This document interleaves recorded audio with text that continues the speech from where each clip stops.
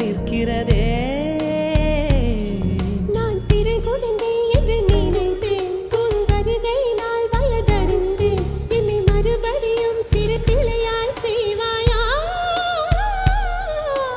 கட்டிலிடும் வயதில் தொட்டிலிடச் சொன்னால் சரியா சரியா? கட்டிலிடும் வயதில் தொட்டிலிடச் சொன்னால் சரியா சரியா?